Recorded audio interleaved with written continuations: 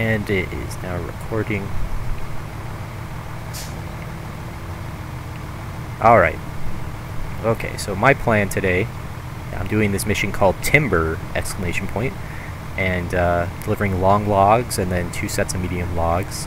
I think it's one of the easiest, what do you call it, logging missions, but I was going to knock out some of those while I'm feeling in the mood for logging. When they added that to the base game, they're like, oh, by the way, logging, here's a bunch of extra missions. Like, in this save file, I have a lot of those left over because I didn't go back and do them. So, might as well do some of those. But I notice I'm missing a lot of good upgrades on my PC save. So, I'm going to probably finish this mission and then just hunt for upgrades for the rest of the time. I think I have all 4 areas unlocked, so it should be fairly easy. You know what's funny is I played on Switch a lot now, especially with my wife, and then for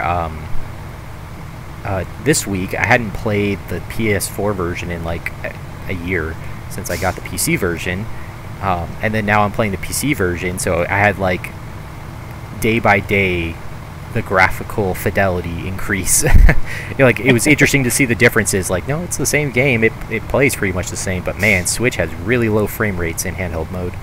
It's like playing in slow motion, and also at 480p.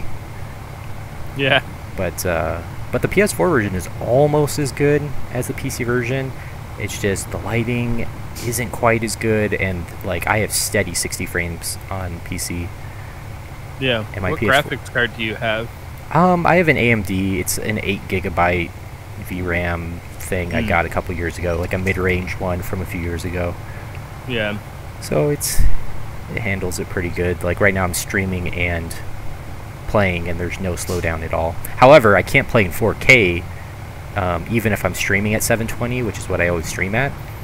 Playing in 4K slows down, so I always play in 1080p when I have to play graphically intensive games. So yeah, but if I was playing in 4K, I think there's no slowdown. But yeah, then I have to turn everything else off on my computer.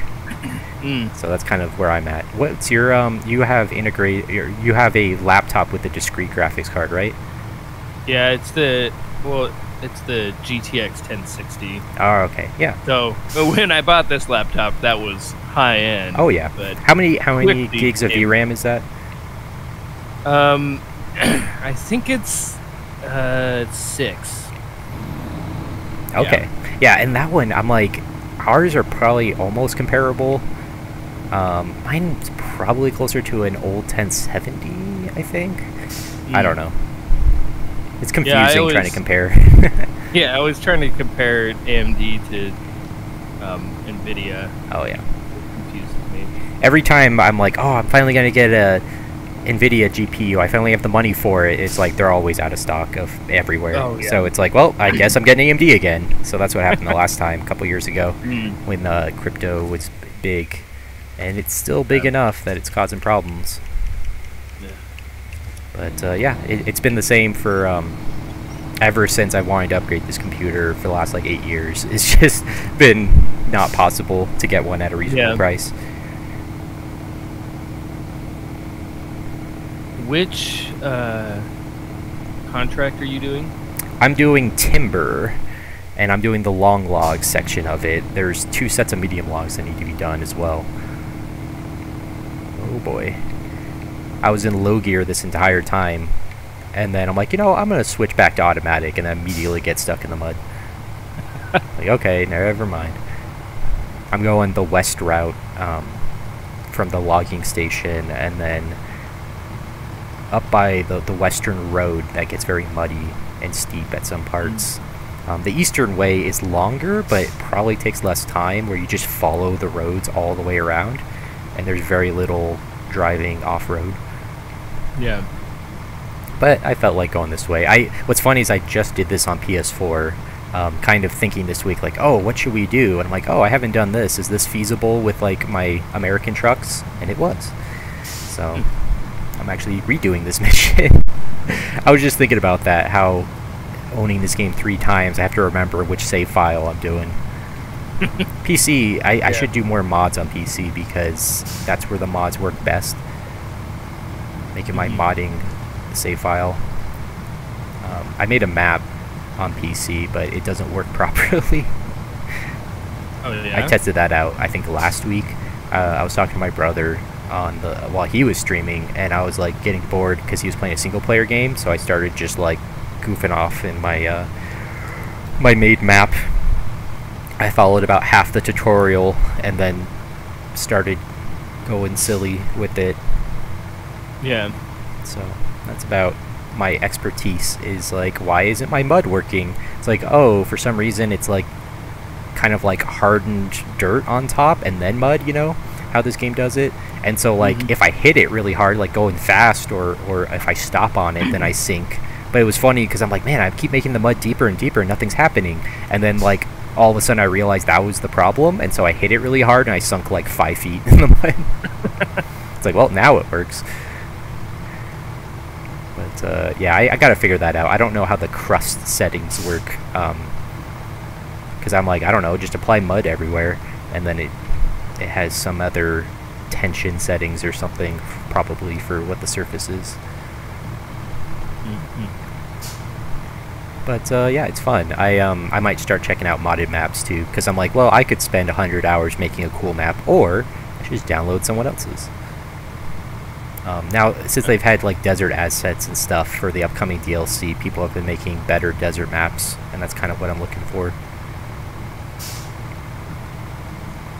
So yeah. Yeah.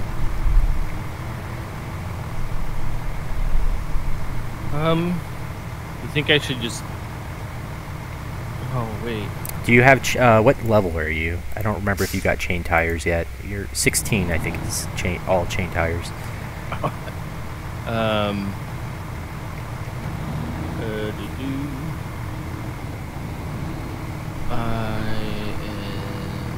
Where do I see that?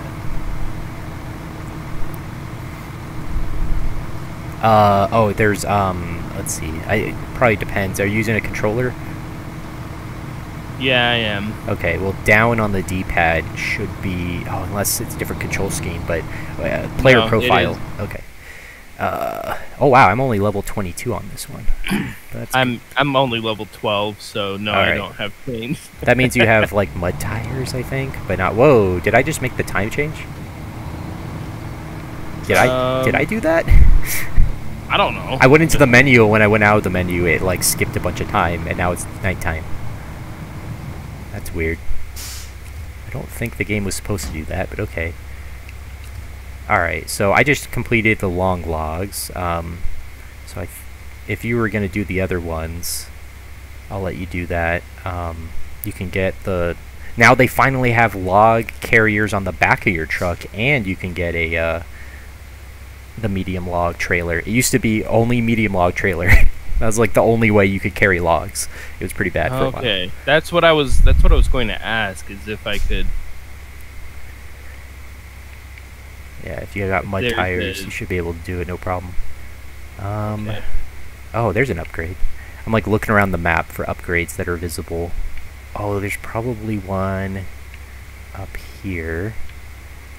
Okay, there's several places on the map I have not visited yet. And I know there's upgrades.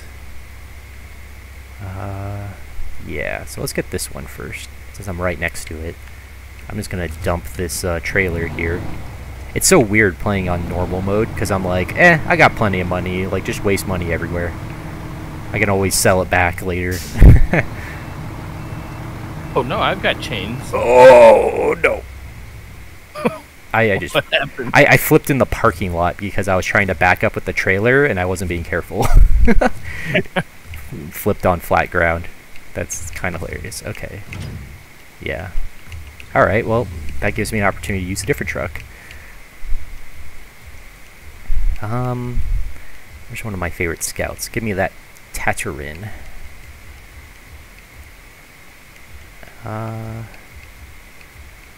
Oh, this might be worth taking.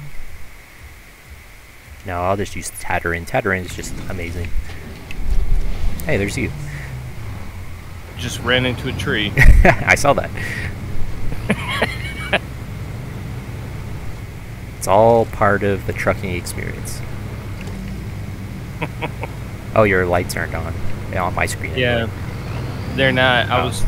It's been a while. Oh, it's on my control scheme. It's right on the D-pad. I think for some of the other ones, it's click the stick in. I always forget. I use like the D or the fourth control scheme, and I guess most people don't. What's really confusing for me is since I play more time on Switch, A and B and X and Y are swapped. Oh, So yeah. they really just need to add fully customizable controls. I don't know why they don't. Oh well. I'll get used to it again. Let's see, what's the honk button? There we go. I wanted to remember how to honk. It's the left stick. Yeah. So if you were wondering, I don't think you were, but to turn the lights on for me, I have to hold down the. Are you on a PlayStation controller? No, actually, I'm using Xbox One controller. I hold the left bumper and hit B. Oh, okay. That is different. Yeah, I use left bumper for shifting. Yeah. So it pulls up the little like gear shift menu, and then I can hit B and it turns on my lights. That's actually kind of convenient. I might switch to that because I don't use it that often, but I don't know what your right button does then. It's my parking brake. Oh. Yeah, my parking brake is B, which is kind of lame, but whatever.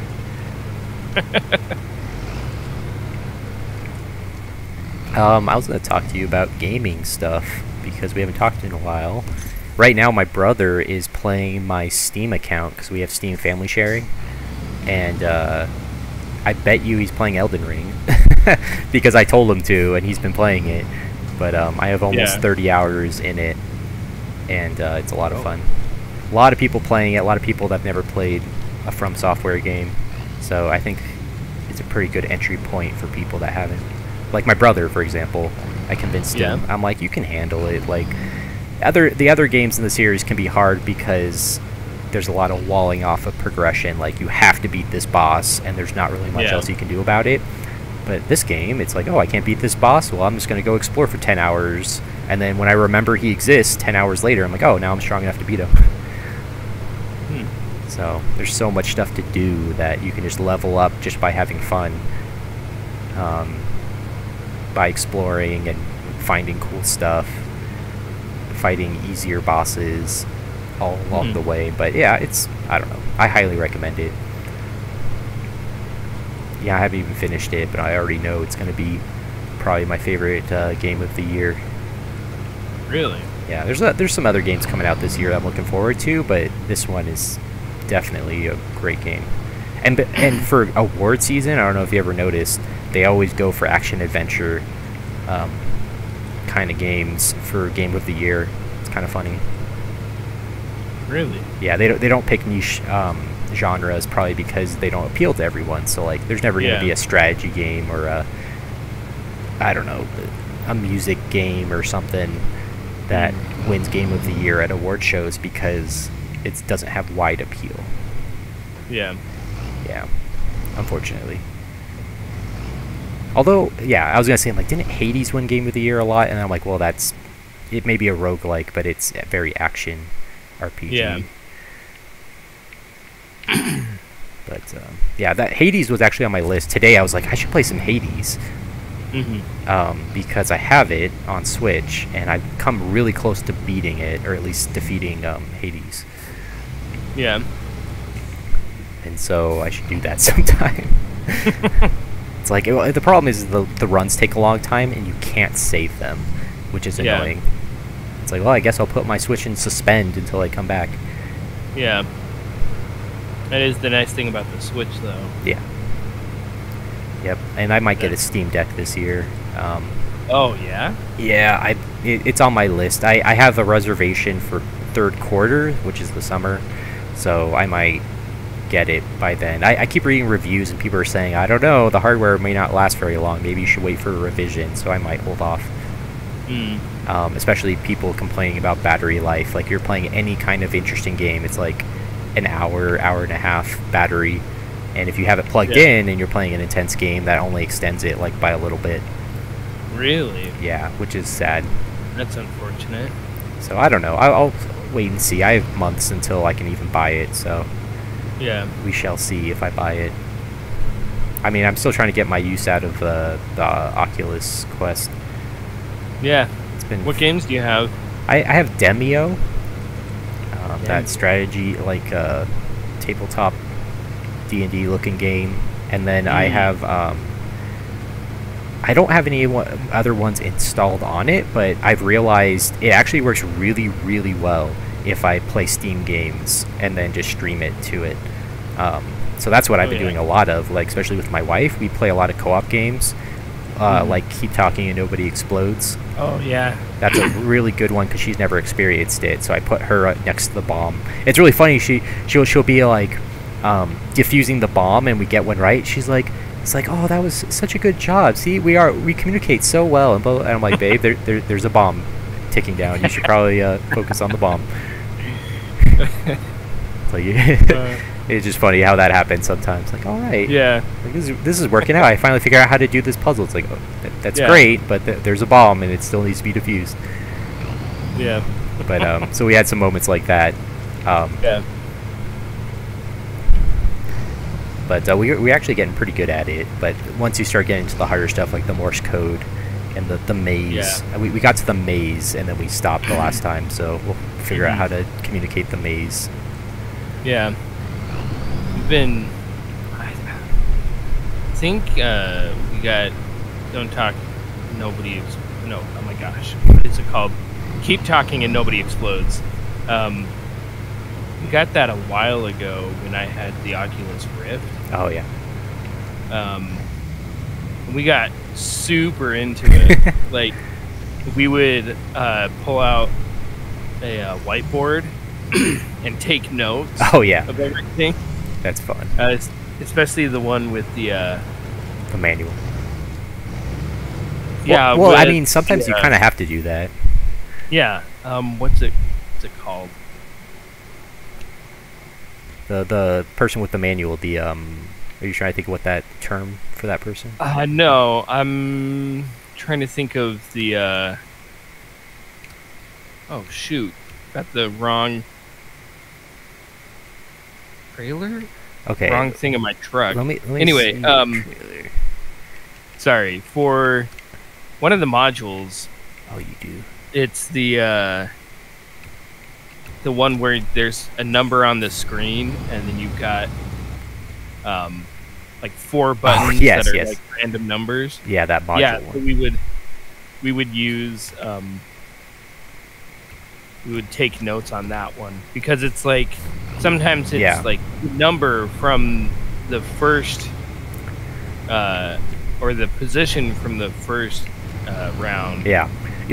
Stuff like that. Yeah, that one is tough that way. What's funny is somehow, I don't know how, but between the two of us, like, she would always remember the number of all the ones that were said, and I would always remember the position, no matter like which one of us was the diffuser. And so like between the two of us, we would always figure it out. It's like, oh yeah, nice. It's like, oh, I don't remember any of the numbers. Like, no, I remember it was this. It's like, oh, okay. It took us a while the first time to like wrap our heads around how to, like, what was happening. But once we knew, you know, the second time, we're like, oh yeah, like, you remember position, I'll remember numbers. All right, I'm gonna go to the other map. I'm still hunting for upgrades.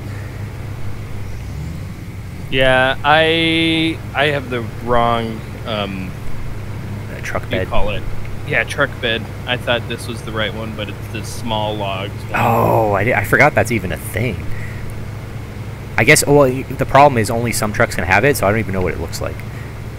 Yeah, so unfortunately, I can only carry one medium log.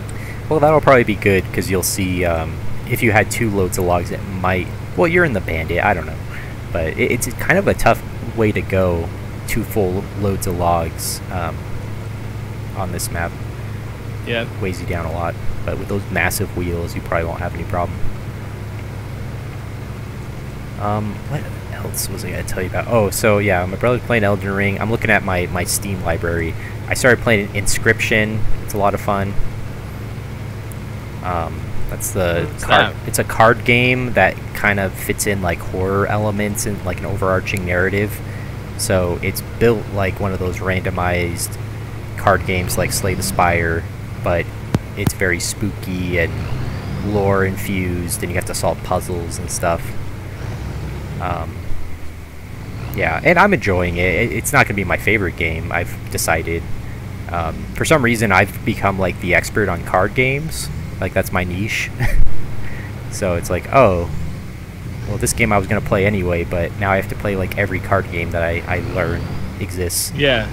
In the last 2 years, I've learned like 10 different card game rules. And last week I was like, oh, I discovered another one. I'm like, well, I don't know how to play that. I guess I should go learn how to play it. And it was, what was it, Digimon card game. I'm like, is that a thing? Like, oh, okay. I learned the Pokemon card game. I learned, what was it? There was a game that came out on Switch that was like Capcom versus SNK card game. It's pretty fun.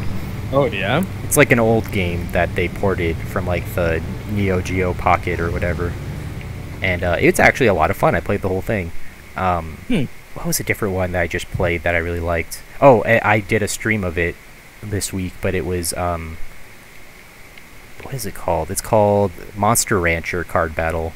So if you know anything about Monster Rancher, maybe. I think I used to have a Monster Rancher game on the Game Boy. Right. We've talked about this. You had a Monster Rancher Game Boy, where it's like Pokemon. You collect monsters. Yeah. It's a lot like it's more like Digimon, I think, than it is like Pokemon. But anyway, yeah. So I found out there's a card game that goes with Monster Rancher, and honestly, I like it way more than Monster Rancher. It's one of my favorite card games now. Unfortunately, it's one of those things where they only made like 2 games ever. One for Game Boy Color and one for PS1, but I own both now, and I was streaming them. But yeah, the way the card game works is you have 3... It's kind of like Pokemon, but it's as if you had all 3 of your Pokemon out at the same time. And instead of having innate abilities like Pokemon, you play cards from your hand, and then you refill your hand up to 5 cards at the start of every turn. And so it's kind of interesting how it works. So like the way you get energy to play cards is you discard cards, essentially. You put them in your like energy pile. Yeah. And so you have 5 cards. It's like, well, on your first turn you're going to want to put as many energy as possible so that you can build up for your next turns. So it's kind of a give and take of, am I going to use this card or am I going to throw it away for energy? And the most interesting aspect that I like about it is because you have 3 monsters, they can only use their own separate monster cards. And if you kill one of the monsters, all of a sudden that entire section of their deck becomes useless. So they just throw those cards away for energy. So it's kind of like this interesting dynamic of like, oh, I killed one of his monsters, but now he's like, well, this is an easy choice. Every time I get one of those cards, it's just more energy for me. And so they have less options for attacks and stuff, but then they have more options for energy. They don't have any difficult decisions on throwing away those cards. Yeah. And so it kind of ramps up, like, oh, I killed one of his monsters, but now he has way more energy than me, and then does a super attack and kills my guys. But yeah, so it's pretty fun. And there's stall, at least in the PS1 version, the second game, there's a lot of stall tactics that the AI will use, where there's like, oh, they have a bunch of blocking cards, and so they just sit back and never attack and try to make you run out of your deck to win. But yeah, I don't know. I highly recommend it. It's lots of fun, and it honestly made me like the monsters in Monster Rancher a lot more. It gives them more personality when their attacks can be really good and they have different niches. Whereas when I played Monster Rancher, it was like, I don't know. Basically, I just look at the attack like, all right, how much damage does it do? You know, what's the side effect? Okay, good. And then all of the flavor that goes with the animations or whatever was whatever. Yeah. But now all the moves have different effects and things. It's like, oh, okay, this is a very strategic card, and you balance it out based on cost and stuff. But anyway, so I've been playing card games. Teardown, I think we've talked about Teardown, the voxel game where you can destroy everything. So that's on my list to finish this year. That one I highly recommend too. Like it's a lot of fun. It's a heist game, but they do different types of missions. Sometimes you're having to be stealthy. Other times there's like killer robots that will chase you around the map, so you have to plan your route while also avoiding killer robots. Yeah. Yeah, lots of fun. And there's nothing like knocking an entire building down like one sledgehammer swing at a time. Yeah. You're just like, then the whole thing falls down. You're like, see, I did something today. My wife asked me, what'd you accomplish today? It's like, well, I went to some rich guy's house, stole all his art, and then knocked down his house with a sledgehammer. Yeah. It's like, yeah. A lot of good times. It's sad though, because I have more good games than I have time to play, you know? Yeah. I'm reaching that age of my life. It's like, well, responsibilities are ramping up. I gotta be a little bit more choosy with my time.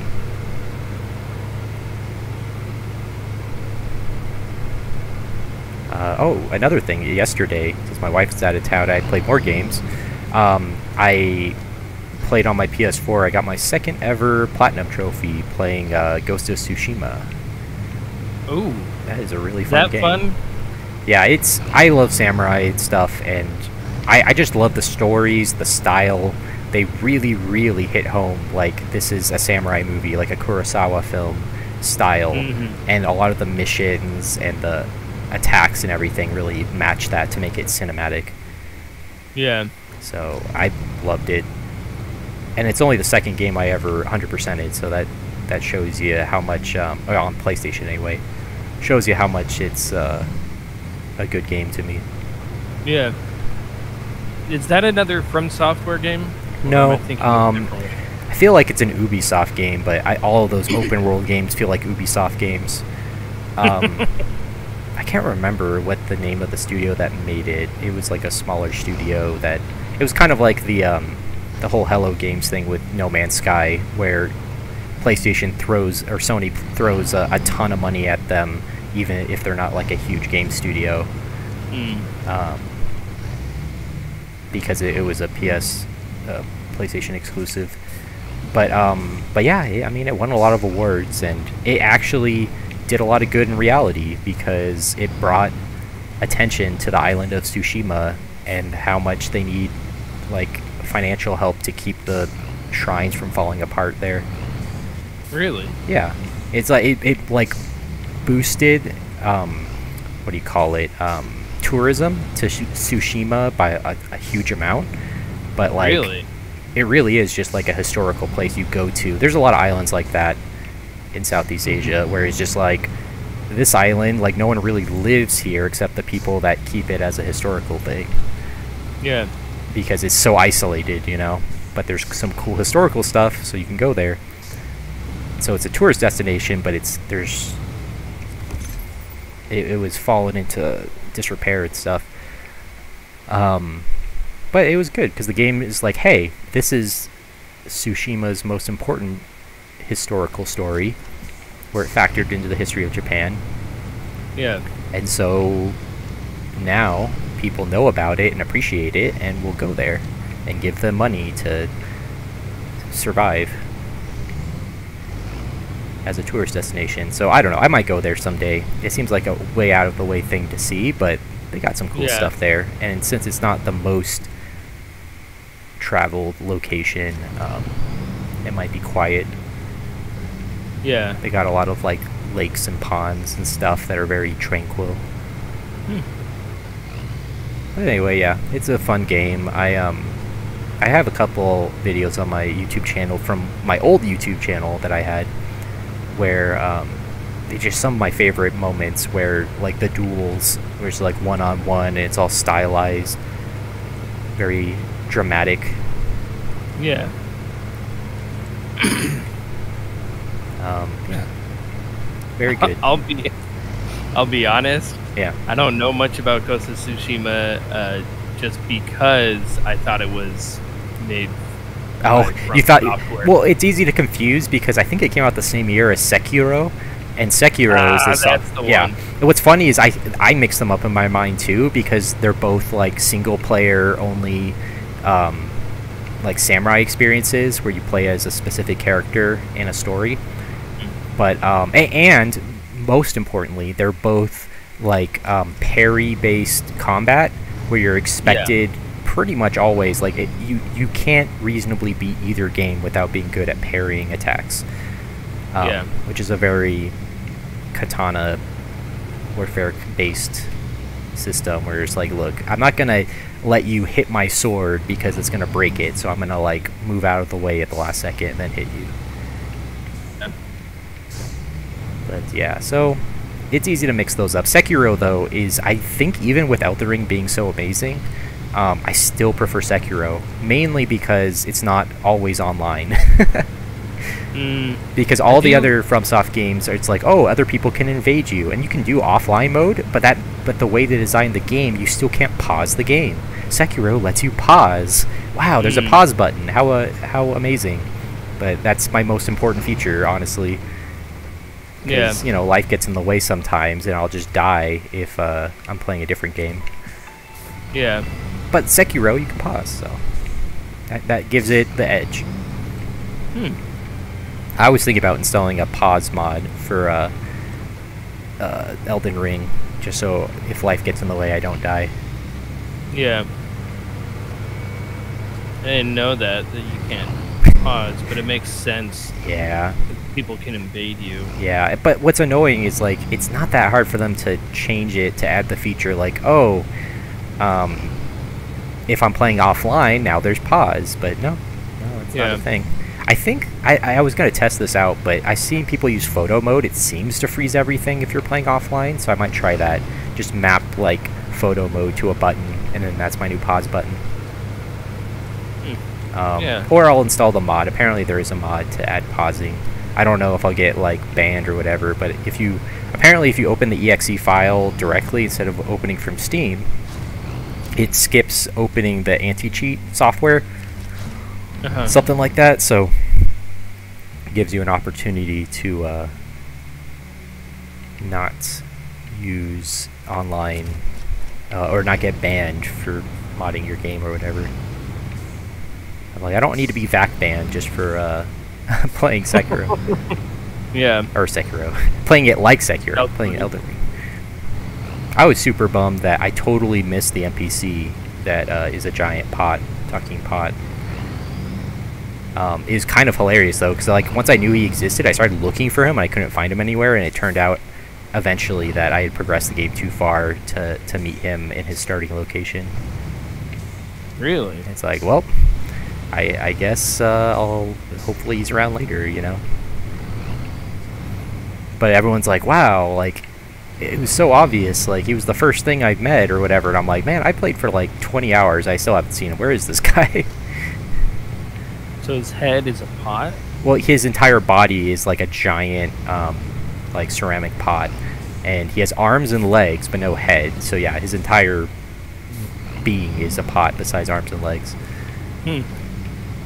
Yeah, he's an interesting fellow. But yeah, there's a lot of great moments already in Elden Ring where I'm like, this is the most cinematic gaming experience I've had in a long time. Or like, this is the coolest moment I've seen. Like, this is a really cool boss, the way it's designed. Most of the time, that's what I appreciate about FromSoftware games, is like, wow, the character design on these enemies is insanely cool. Like, I can just appreciate that, and look how scary or dangerous or fun to fight this enemy is. Same with like Sekiro, especially because it was samurai lore and Japanese folklore. But man, I think Elden Ring even has Sekiro beat for some of the character designs are insane. And some of the boss fights in particular are very epic. in scope, where I was not expecting. You know, like previous FromSoft games, to give you an idea, it's like fighting something that's like as big as a building as a boss battle. Stuff like that, you know, or like a giant tree that moves around, and it's like that's pretty cool and innovative, but like there's some other stuff like that in this game already where I'm like, okay, that's huge. Yeah.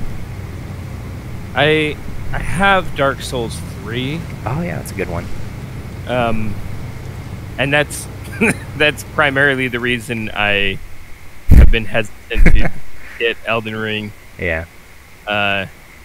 Just, I think, honestly, what bothers me the most, besides the gameplay being just like really punishing, is that when I play with my friends, it feels like it's even more likely that I'll get invaded by some rando who's been playing the game for like 10 years. That's kind of lame.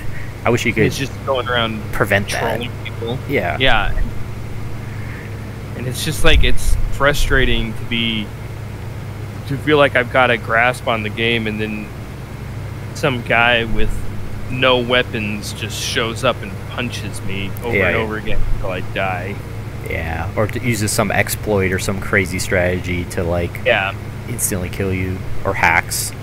Yeah, that's a problem. My thing was Dark Souls 3 was my first, and I don't know, it took a while, like, for it to take. Like, I think the first time I played it, I got a few hours in and then stopped. That happened with a lot of games, like Bloodborne, I eventually got a few hours in, then stopped, and I did that a few times. I haven't finished Bloodborne. It's on my list for this year. Now that I'm much better at these games and knowing the kind of BS that they throw at you, honestly, that's a big part of it. It's like, well, I know to watch out for chest mimics and expect a guy's gonna fall from the ceiling at any moment and stuff like that. But I don't know, Dark Souls 3 eventually just clicked where I was just like, you know what, I kind of get it. Like, there's ways built into the game that aren't as fun for those old Dark Souls games where you can level up and make the game easier until you can get over one hurdle. But by the time, you know, you get to the next one, you've gained enough experience on how to play that usually that those kind of training wheels actually did help you, or it helped me anyway, where it's like, oh, I have this one boss, like Dark Souls 2, I'm on a boss that's pretty difficult and I haven't done anything. I kind of just stopped because I got busy with other games. But it's like, well, I can approach it like, oh, I'll just level up a couple times, maybe I'll summon a NPC to help me in the boss battle. There's options to make it less annoying. Yeah. It's not just, oh, well, get good, or whatever people say. Yeah. Which is, it's a large part of it. What's so funny about that, and I always laugh, is people claiming that Dark Souls is hard, but then they complain about Sekiro not being good, or because it was too hard for them, or whatever. It's like, well, really? Sekiro actually requires you to, like, okay, I learned just from playing it how easy it was to cheese some of the bosses, but I think what people hated about it is you couldn't cheese every single thing. At some point, you have to learn how to parry.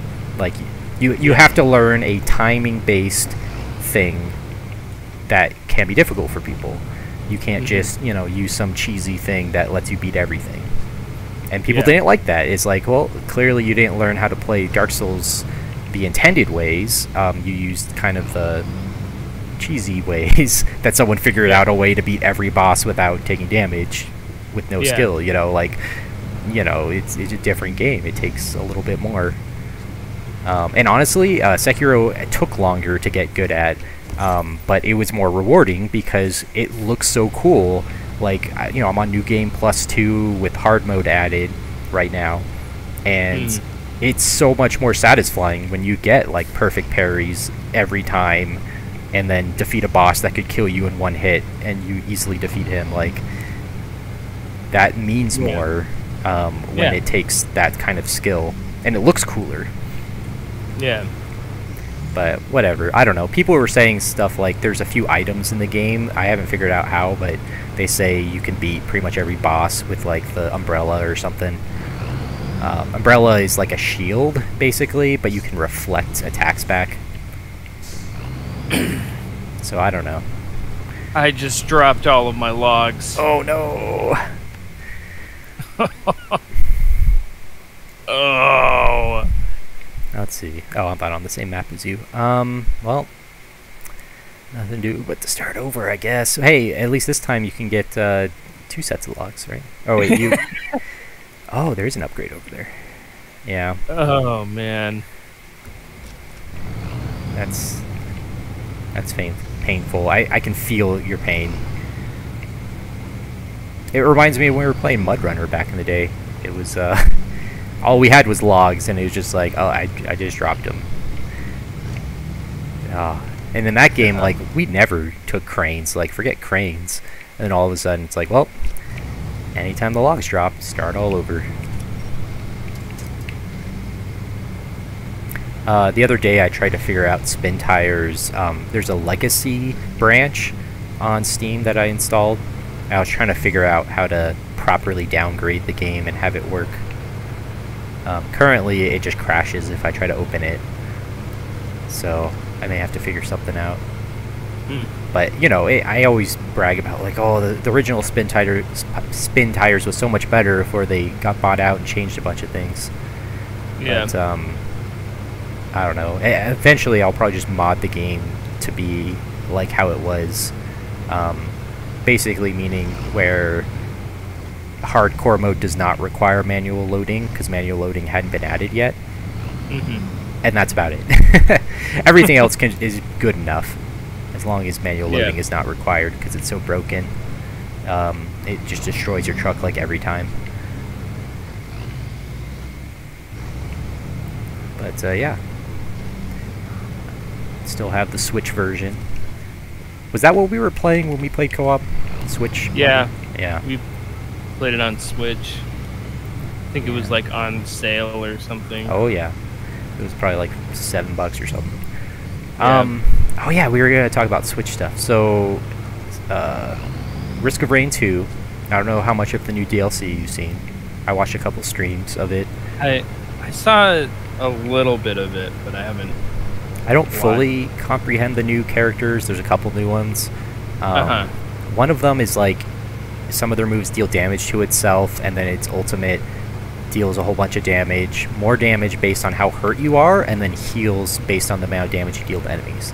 Something like that. So it's a push and pull of like, alright, I'm going to hurt myself down by doing all my basic attack stuff, and then ult to gain it all back. That feels like something I would die with. Well, I mean, it's a fun character in most of the maps, but then you get to the final boss and you just die. So yeah, that's not a character you would want to solo, that's for sure. Yeah. Gosh, that final... What's funny to me is, like, I don't know, I didn't have a ton of experience in Risk of Rain 2, but you're just innately a better, like, shooter game player than I am, because I remember when we would play co-op, you were... More times than not, I would be the one that died, and you'd have to carry. We'd get to the final boss, like, well, I died instantly. Good luck. I do play quite a bit of shooters. Yeah. It's just funny sometimes how I forget that is like, oh yeah, like different people have like a skill set they bring into a game. It's not just knowledge of the game. Yeah. Or like when I took my friend snowboarding once, and he was a skateboarder, and he was better than me by the end of his first day. It's like, well, that's how that goes.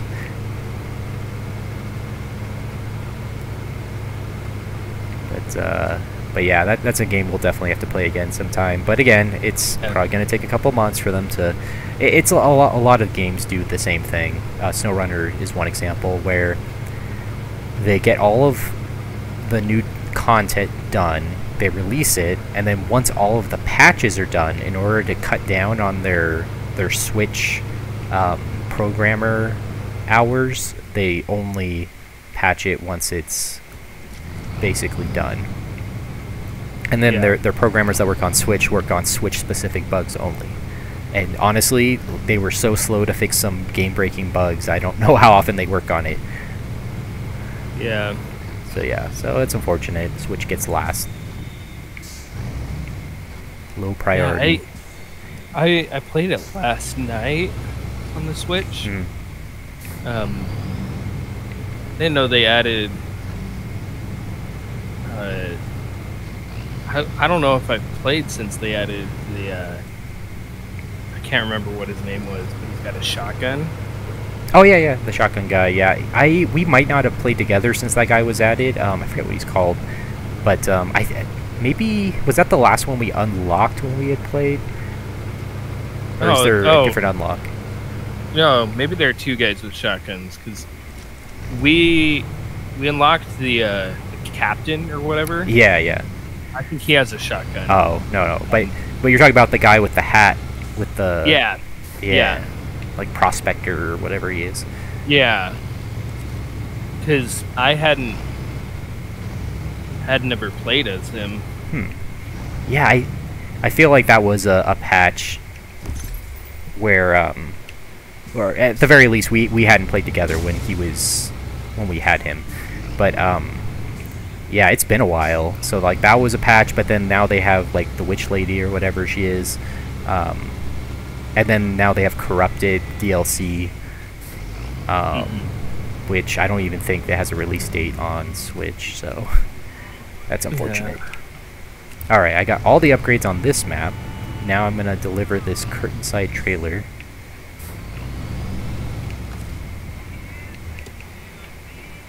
I don't know if I can put on the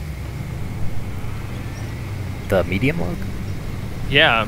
Oh, because you're in the Bandit. Bandit might not be able to, I'm not sure. Okay.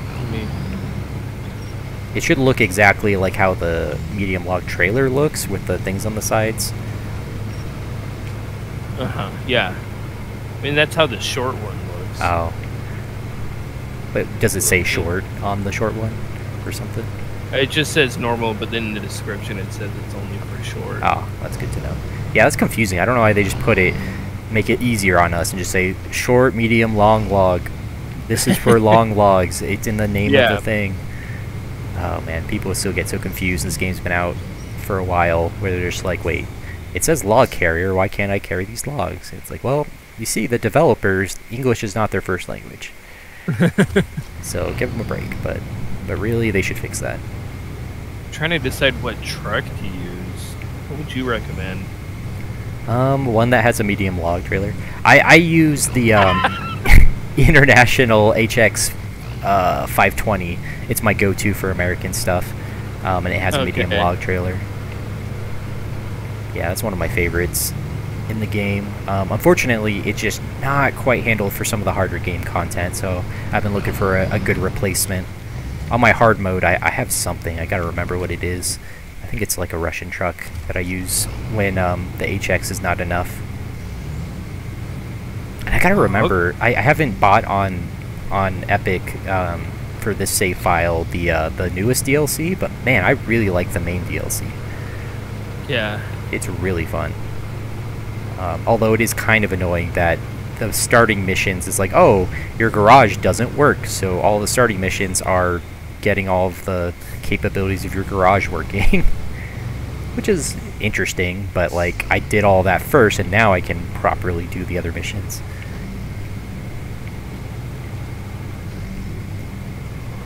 But right now it's among my favorite maps.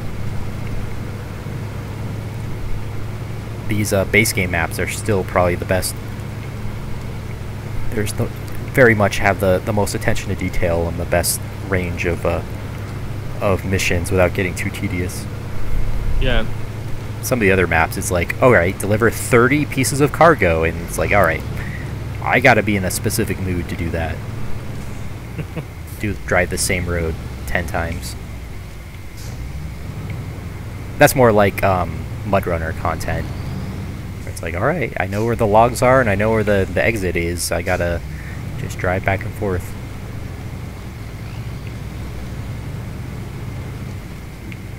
Okay, so with the HX, it does say it has a medium log frame and the short log frame. Yeah, and it has the long log, whatever they call it, the little thingy.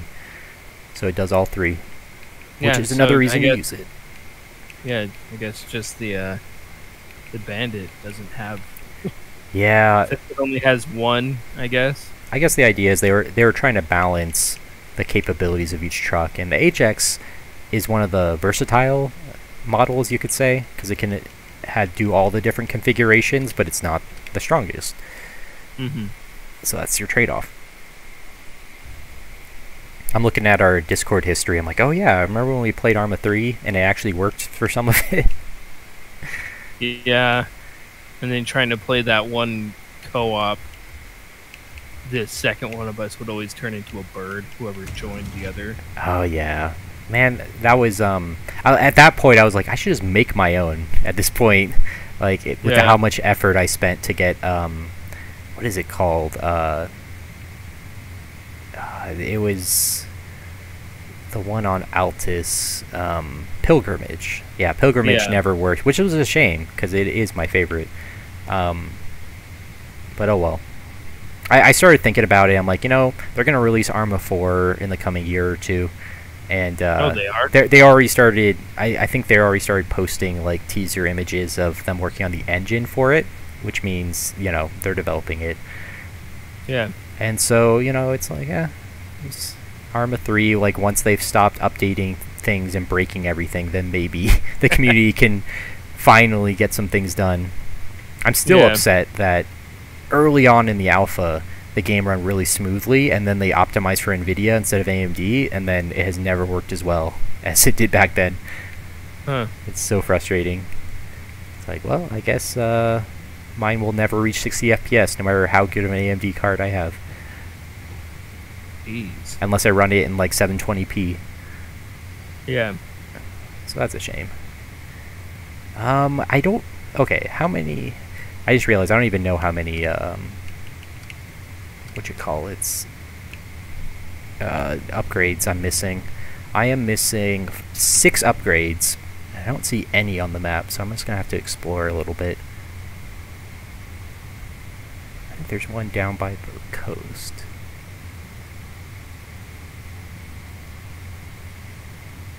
Well, I can do some of these small missions of delivering little trucks that got stuck.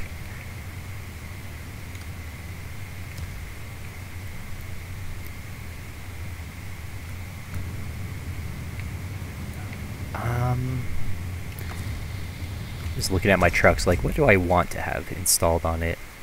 Like, I don't even know. This is kind of an exploration thing, so probably not a log carrier. Let's go. I always do the sideboard bed. Maybe I should do flatbed for once. Ooh, I have the towing platform. You know what? I'm going towing platform. I've never actually used it for a mission, so this will be the first time. I'm gonna take a truck all the way back home. I might as well tow it onto me. It's like they added it to the game for a reason, and that is to tow vehicles. So let's see, what other gaming news? Yeah, they pushed back the release of Advance Wars 1 and 2 remastered, which makes me sad. Yeah? But, there's already so many games I'm playing right now, it's not a big deal, but that was my most anticipated game until I realized I liked Elden Ring, which was like right before it came out, so very briefly it was most anticipated of the year. Yeah. Triangle Strategy was the other one. I'm playing that. Yeah, that's a game I recommend for people that like strategy or tactics games. It can be pretty tough, which is good. A lot like Final Fantasy Tactics, and it's made by the same company, so it makes sense. But good old Square Enix, where it's a lot of story and drama, and you level up your little dudes and use their skills, but pretty fun. I've been seeing ads for Triangle Strategy. It's like, it has a terrible name. Trust us, it's a good game. Yeah, I've been like, why is this called Triangle Strategy? It's like IGN gives it as what is wrong with their naming scheme out of 10. Yeah, seriously though, it's terrible. I mean, Octopath Traveler at least sound like Octopath isn't even a word, so that's kind of cool. but like Yeah. triangle strategy is just dumb. like they could have done something with a triangle concept with the 3 nations or whatever, but I guess it's funny. It's almost like they got ripped off, or they are ripping off Fire Emblem 3 Houses, because it's a similar kind of idea in a lot of ways. It's like the same story of 3 nations in an uneasy peace that then go to war. So yeah, that's kind of lazy. And they're color coded the same, red, yellow, and blue. Oh yeah.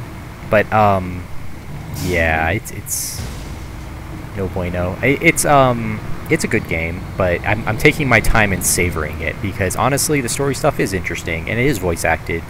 It's just ironic that it's like Octopath Traveler in that I really love the story, but it's weird to watch it play out on unanimated little pixel faces. Yeah. It's like kind of weird. It's the kind of thing where it's like, I understand there's like a history there, and I do love the pixel aesthetic, but it doesn't mesh well with good storytelling. Yeah. It's more of a historical artifact. But oh well, it's good. Octopath Traveler was like vying for my favorite turn-based RPG of all time. So that's a high regard for it. I think it's between that and I played Chrono Trigger a couple years ago, and I'm like, wow, now I understand why people say it's like the best RPG ever. It's really good. Oh, and Chrono Cross is getting a remaster, which I'm excited for. I've been anticipating it. I'm like, you know, I bought it on PS1. I should just finish playing it. And then I'm like, I know they're going to remaster it at some point, you know, so I've been putting it off, and now there's a remaster, so I'll play the remaster. Nice. It makes it a little bit easier because you can turn off enemy encounters and stuff. It's like, oh, good. Hate getting attacked over and over by weak enemies, you know? Yeah. But yeah, that's a game that's one of those games that you could easily spend like 100 hours on, so it's like a big commitment. I've been trying to finish up the Yakuza series. I finally finished Yakuza 4 a couple weeks ago. Yeah. I was on like the very last mission for like a year. Like, yeah, since early last year. And so I'm like, alright, I'm just going to finish it. And I started Yakuza 5. So now I only have Yakuza 5 and then 6, and then I'm done with the whole series. So I'm just knocking things off my list, you know. And I was thinking I'll start making some YouTube videos for all the series that I'm like an expert in, or at least have played all the games. Yeah. Might as well. So put that knowledge to good use for other people, for suggesting games or reviewing them or whatever. Yeah. Top of that list is Valkyria Chronicles. That's a series that I've not seen anyone really talk about at length in like a deep analysis sort of way, yet is really worthy of that kind of analysis because it's unique. And there's a whole series. There's 4 games plus a spin-off that's really bad. I haven't finished it yet. That's one of my excuses for putting it off is I'm like, you know, maybe I should finish the spin-off. And then I'm like, oh gosh, this is a drag. Yeah. They turned it into one of those action games. What's a good example? There's a lot of games on PSP with like limited controls that are action games. Like, you know about like Crisis Core, Final Fantasy VII? No. Okay, well that's a PSP game. It plays like that, where you know you got a dodge button. It's like Dark Souls but simpler, you know. Where you just kind of roll around in third person and attack. You have one attack button. It's like Kingdom Hearts. Simple battle kind of stuff, and then you have your teammates that you can tell to do stuff, but it's, I don't know. I basically I'm like, you know what, this game isn't that bad. After I beat the tutorial and I beat the first few chapters, I'm like, yeah, this isn't that bad. And then I got to a boss that was just like absolutely annihilate me, like no problem. And I'm like, oh, okay, that's why people don't like this game. Yeah. So yeah, it was one of those things where it's like, oh, this game is poorly, what's the word, balanced. Yeah.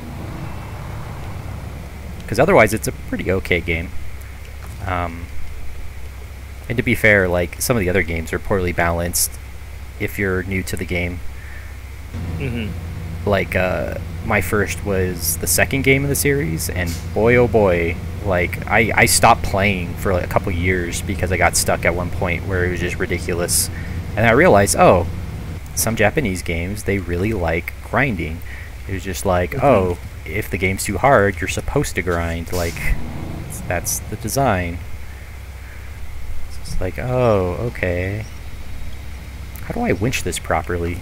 Oh, there's a winch on the trailer. Oh, that's cool. Okay, so how do I use it? Uh-oh. Well, if the truck is half on my truck, that's probably good enough, you know? This isn't a professional operation. This is the apocalypse, so you get what you pay for. Yeah. Give me $1,000 for bringing your scout back. Yeah, this is... Can I change the angle? No? I'm like barely... My trailer is barely touching the ground. And yet, I'm supposed to be able to pull this up. You know what helps, though? Is there's no safety codes in Snowrunner. I can put it in reverse and slam on the gas while I'm winching it up on to help it get on there. So... I can also drive while winching it while it's at an angle, so that looks safe. Wow, that's pretty cool though. I got it on here. Well, look at that. I finally tried out a feature of a game I've been playing for 500 hours. I was thinking about it, and really, this game is probably my favorite game of all time. Yeah. Yeah, it's come to that point where in my adult life, certainly it's the game I played the most. And at the largest rate of play, because it's only been 2 years that it's been out. Has it really only been 2 years? Yeah. Yeah. Oh. Yeah, because last year it came out on Switch. And 2 years ago it released. Yeah. Oh, wow. This thing bounces around a lot for being quote-unquote packed on my truck. I keep worrying it's gonna fly off, but it is the Scout. It has like a bouncy suspension, you know. Yeah, it's kind of fun to watch. I should turn off the UI so I can make this the video thumbnail. Let's see. You ever do that? Use the what is it, Expert AI or UI, where it hides the HUD? I think I do have that set because I don't have a... When you said, oh, I should hide the UI, I was like, there's a UI? Yeah, it's Immersive Mode in the HUD options. I think I might have that turned on because, yeah, nothing shows up for me. It's just open screen. Unless I, like, if I'm holding down, like, left bumper, then the gearbox shows up. And yeah. Ooh, the snow is falling softly. Very picturesque right now. And I'm like, oh, yeah, good, the snow falls and it doesn't kill my frame rate like it does on Switch. Oh, yeah? I kind of wish I could turn off weather on Switch because it's just aesthetic anyway. Yeah. But yeah, the snow in Maine, like, cuts the frame rate down by like 10 frames a second. It's pretty bad. Seriously? Yeah. The rain works a little bit better, but man, the snow in Maine is just real bad. So it's like, oh wow, 60 FPS this whole time. That's nice. Imagine that. I forgot that was possible in this game. Alright. Play some acoustic guitar, and we get money. Okay.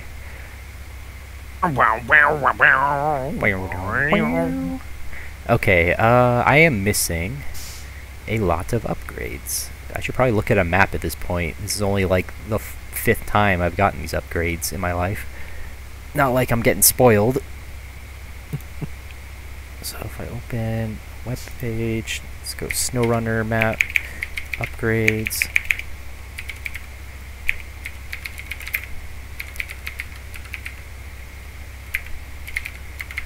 Accidentally hit caps lock, so it looks like I'm very angrily searching for it. Snowrunner map upgrades. It's like, oh, should have just said so earlier. We got that right to you, sir. Northport. Okay, there's probably some in Northport I haven't seen, so let's start there. Actually, let's not start there. Let's start on the map I'm actually on. White Valley. Okay, White Valley. Let's zoom out and take a look. I am missing... Okay, there's the garage. I got the one in the lake. Got that one. Aha! I knew there was one down by the big lake. Because I've gotten it before. My memory served correct. Okay, got that one. One on the beach, yep. Okay, so there's only one I'm missing here. And it's right by the garage, so I'll just recover.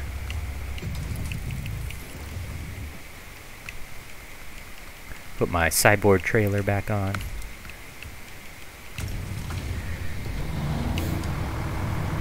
Alright.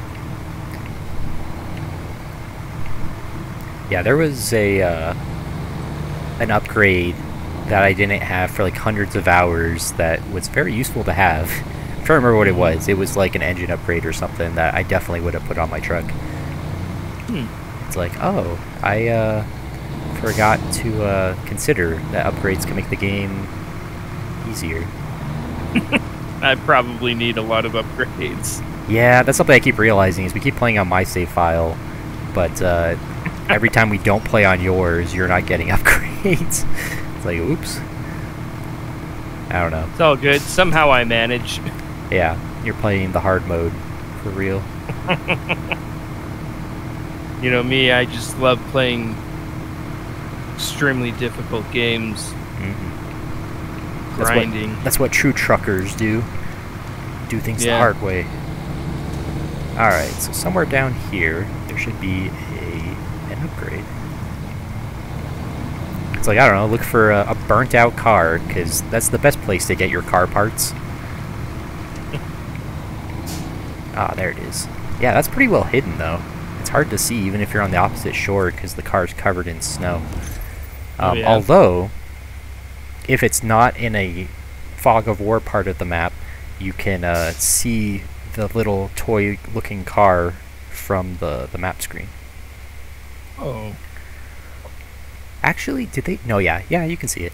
I'm like, did they remove it? But no, it's there. Alright, so this map is done. So let's recover. I left my Titaran in the other map, so I guess I'll just go back to that. Could have been using that this whole time.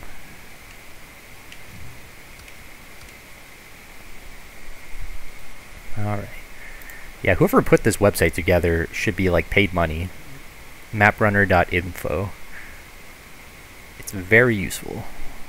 Yeah. And it's very professional looking, better than most websites that have map content.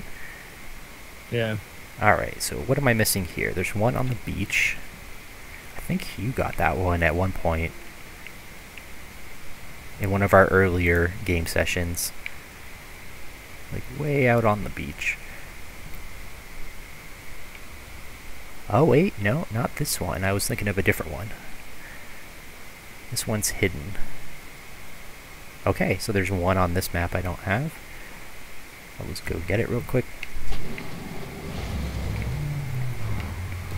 Yeah, doing areas like Taymyr, the first Russian area, is very hard if you don't have good upgrades.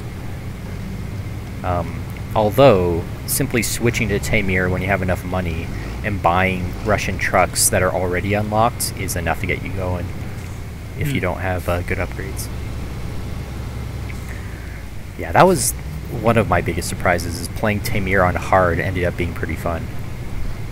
The biggest problem was right around that time when I was finishing up Taymyr was when the Switch had the save game bug that would ruin all my progress. So that really put me off from doing that map for quite a while until they fixed it. Yeah. Which is a shame. But they fixed it, and so eventually I went back and finished it.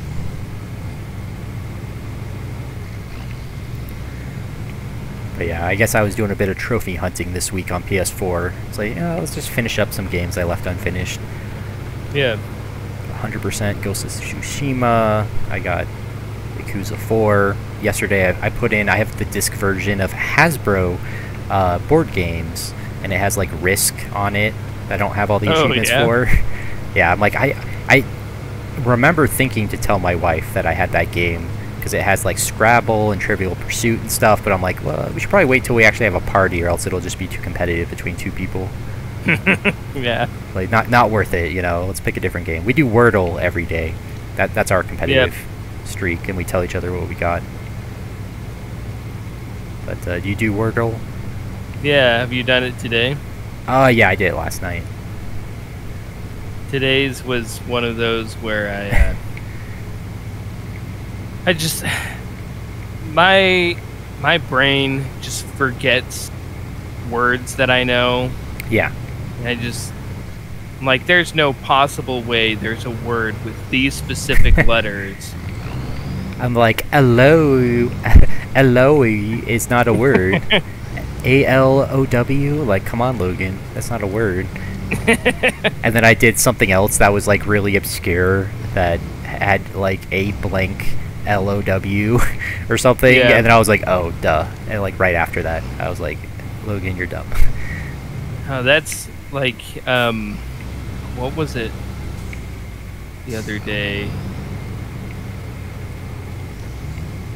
There was some word that like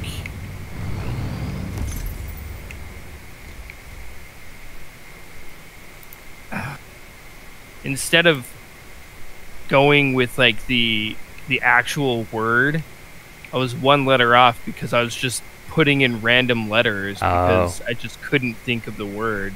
Yeah. It does happen. Someone, I'm trying to remember what the word was, but someone was just putting in random letters on their last attempt, and they got like a really obscure word that wasn't it, and then right after they got it, they're like, oh, it's this word. And then they're like, oh, wait, I just used up my last try because that random assortment of letters was a word. Yeah. So I try not to do that as much unless I have at least a few as a buffer. I remember now, it was saute. Oh, yeah, that was a tough one. That was the other day. Yeah, and I put freaking, I don't even know how you pronounce it, but I put an H instead of the S. Hate. Hate. Ouch. I don't know. Oh, that's weird. I didn't even know that was a word. So I was like, there's no word that ends in A-U-T-E. Yeah. I kept thinking, I'm like, this has got to be like some French word or something, because it ends in like T, like U-T-E, like yeah, ote, and I'm like, I don't know, and I kept trying words. I'm like, oh yeah, saute's weird. Like that's the weird word I was trying to remember. Yeah. All right, so let's see, what upgrades am I still missing? Oh, yep, I haven't gotten the one on the coast way down at the bottom. Where is that? That's right. Oh, wait, no, yeah, I did.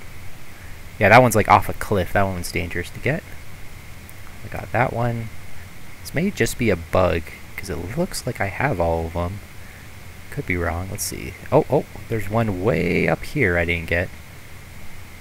Way up by the factory up there. I think that's the only one I have left, according to this map anyway. Yeah.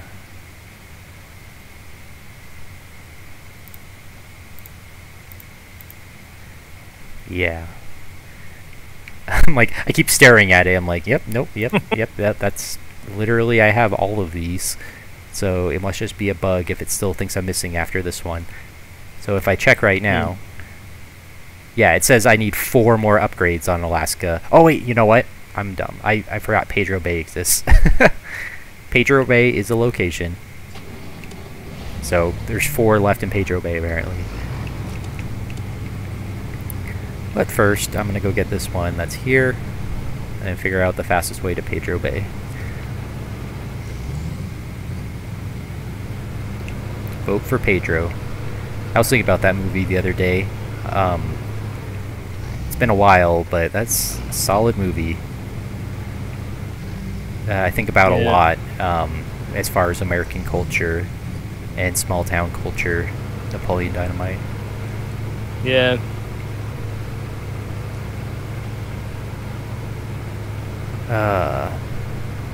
I do explain to my wife that Tater Tots is a name brand. It's a name brand? Yeah, that's not a generic term. It's like Band-Aid. where people use it like it, but I'm like, oh, you bought tater tots, those are pre-seasoned because it's Ore-Ida and its brand name. She's like, what? I'm like, yeah, if you buy potato shavings morphed into balls or whatever it's called, whatever the generic is, they don't pre-season usually.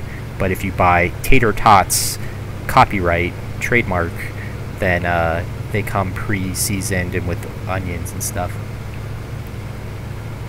I had no idea that tater tots was copyrighted. Yeah, it's just one of those things like Band-Aid and Kleenex where people get used to saying it because it's a fun way to say it, but no, it's been... I think they were the ones that came up with the name too. It wasn't like something that was generic that they copyrighted way back in the day. Interesting. Yeah. Yeah, I mean, it is kind of strange when you think about it. It's like, what a cute name. We're eating children of potatoes, frying them up and consuming them. They're the little tots. So it's a little weird, but that's the kind of thing that's fun to explain to a foreigner about America. It's like, what's a tater tot? Like, oh yeah, we joke that it's like a baby potato that we're consuming. You know, it makes it more affectionate when we eat them.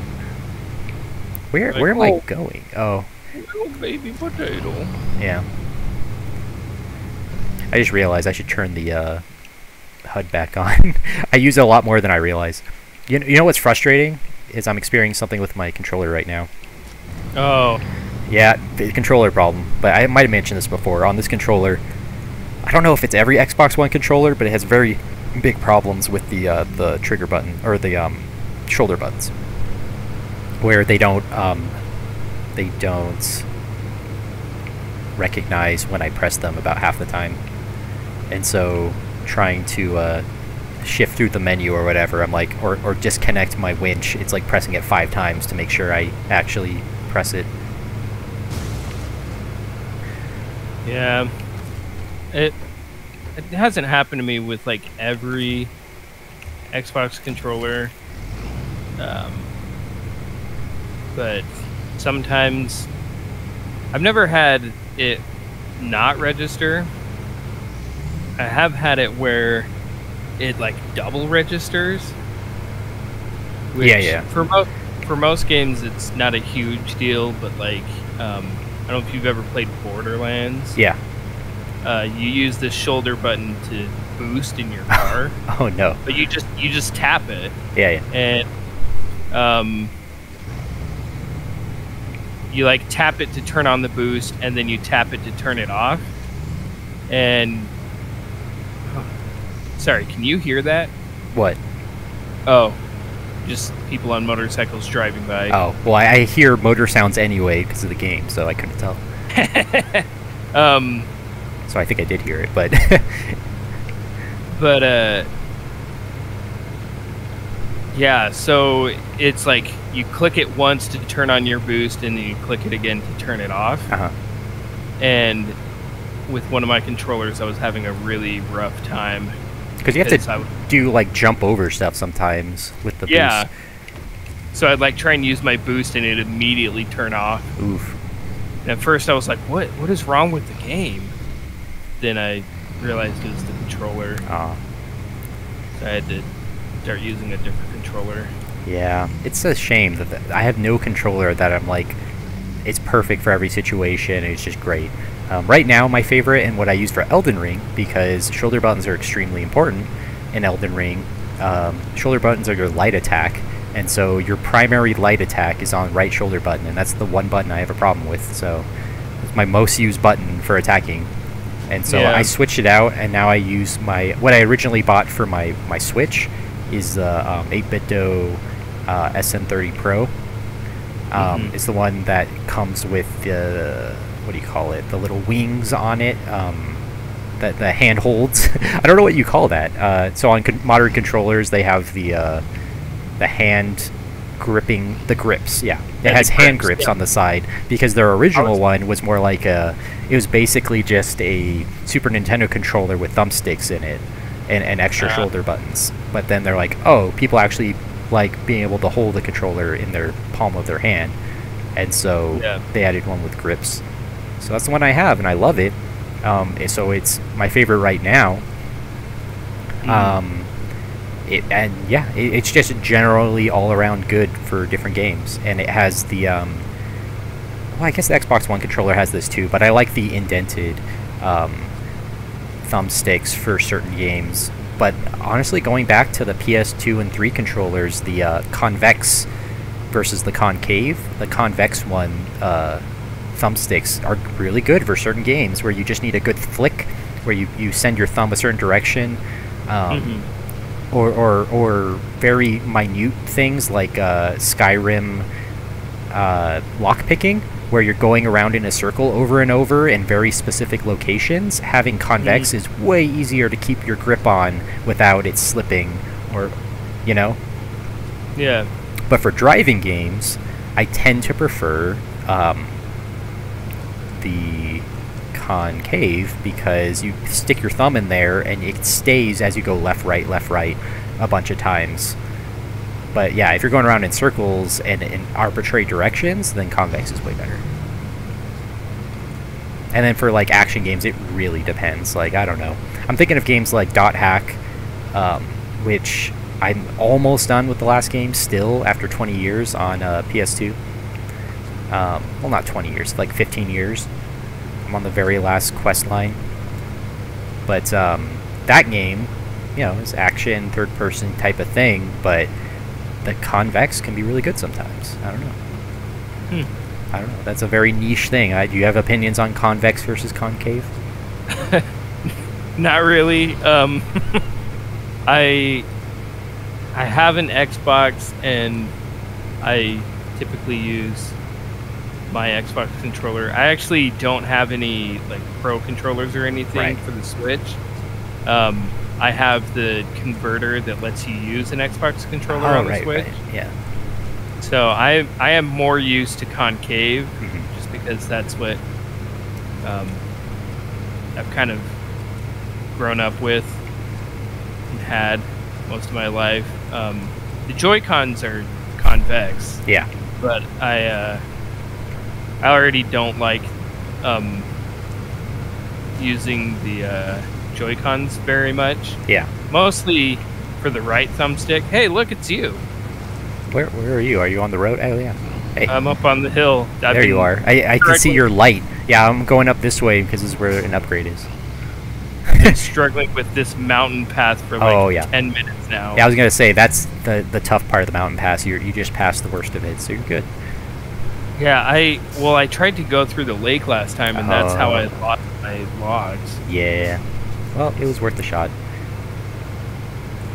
But you're saying, yeah, the Switch ones aren't very good. And honestly, like, you're going to need a replacement eventually with how bad the Joy-Cons are. But I guess as long as your Xbox controller doesn't break, then you're fine. Yeah. I don't know. I just feel bad because, like, my controllers are just not made very well nowadays. And I know a lot of streamers that are just like, oh, you know, I had to buy yet another controller because it's my job and I play so much that these things break all the time in ways that aren't easily fixed. Yeah. Even just playing PS4, I have controller drift on. I was telling my wife, explaining controller drift specifically for all of our controllers, and I'm like, every single one of my controllers right now has controller drift except for my Xbox One controller, and my two my Pro controller and my what do you call it, the SN Pro 30 Pro. Yeah. Like, those are the only three. Like, I have like 10 controllers and 7 of them have drift. So every Joy-Con I own has drift. Like, it's bad. Yeah. Both I used to have 2 PS4 controllers. I sold my PS4 to one of my friends because I had a Pro, and I for Black Friday one year, I'm like, hey, this is a really good deal, and I want to tinker with the PS4, so I'll just buy one for $200 and I'll resell it if I don't, you know, when I'm done with it. And then that took 5 years to resell it, but I finally resold it. Recouped the money I'd spent. But I gave her, you know, the controller it came with that I haven't been using, and I kept the one that has drift. Yeah. Same with, we gave a Switch. My wife had a Switch, and then I had 2 Switches, so when we got married, we gave one of our Switches to her nephews for Christmas this year, or last year.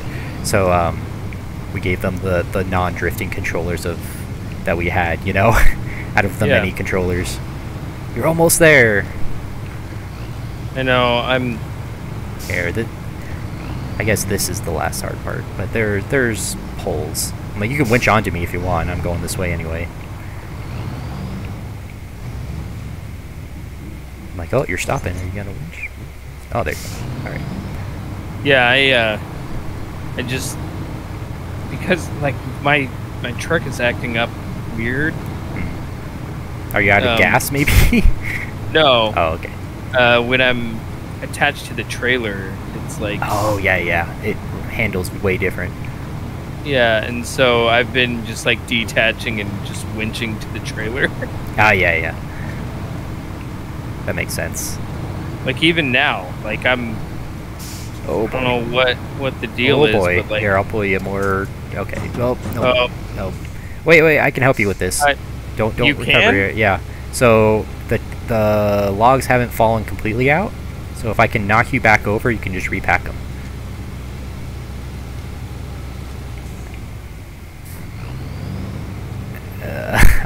I hope I can salvage this. This was probably my fault, but we shall. I saw you start going up on the corner. I'm like, uh-oh. Like, we're almost there. Yeah, well... Alright, if I can just get... My truck. Your logs are pushed back enough in that as long as I can push you back up to start your engine, you'll be fine. Okay. I just need to find the right angle. Can you start? Okay, yeah. try to winch to something on that side. I can't keep you in this position for long. or drive, that works. Alright. Alright, I'm gonna try pushing the cab. That might be more fun. Imagine if this was how truckers always handled their problems. Like, just ram me real hard and it'll probably work. Oh, there we go. Yeah. Oh, the back end. Okay. Is it not up? Your truck is started, right? So I'm gonna help the back end before you start driving, or else it'll flip you again. Okay. And once I do it, you'll probably have to back up instead of going forward, because then you'll just flip again if you go up that hill. Yeah. So that's my thought. But actually, can you winch the back to something, or the trailer? I mean, because it's all jacked up. I can help a little bit.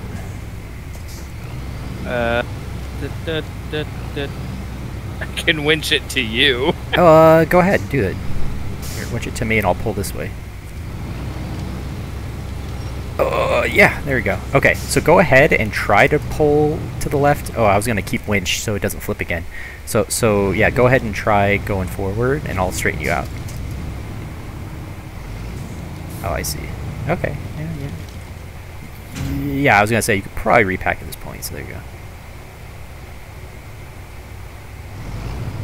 One of your logs misaligned? Oh no. I see what you're doing. Alright, see? No major disaster. These logs are gonna get delivered one way or another. Hey. Are they stuck? Here, I'm gonna... Oh, detach. Detach. Yeah. Go ahead. Because it looks like they would overlap the trailer if you tried to pack. I can push them up a little bit. That'll help. Oh no, you got it. Alright, you should be good. Yeah. Okay, let's see.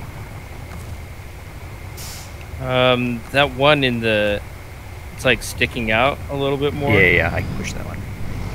Let me see. Can you winch onto something in front of you? It looks like you're not in all-wheel drive, by the way. I don't have all-wheel drive. Oh, you don't have it unlocked. Alright, Yeah. go for it. You have to be level 13. Oh, okay. Goodness. You're almost there. Let me... Still no? Is it the middle? There we go. Oh, There we go. Okay. Okay, let me... Yeah! Right. Yeah. Here, and I can carry this one if your truck's having trouble carrying two huge things. I don't know what the deal is. Like... Let's push you a little bit. Is my trailer busted? I don't know. Because every time I attach to my trailer, it like turns my truck to the right. Really?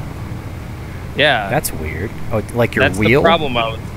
Like my whole truck, like just like jackknives. Oh, it might be a multiplayer thing. I haven't seen that problem in the past, but yeah, it could be a new multiplayer bug. So yeah, that's why I've just been using a winch this whole time. You want to know a fun fact about the Tartarin? It may be the best scout, but it does not have a trailer hitch at all. Really? It's the only vehicle in the game. A winch? Yeah, I'm just using my winch. It's the only vehicle in the game that does not have that. Well, I'm realizing now that I didn't use my log before. Yeah, yeah, I'm seeing that too. Those ones are fine, but here, you can deliver that one, and I don't know. This one can just sit here until we use it a different time. Yeah, fully log. Because I'm sure there's other log missions that need medium logs, so maybe if you want to keep doing logging, you can do that. But I'm just gonna go get the last few upgrades while I'm still doing that.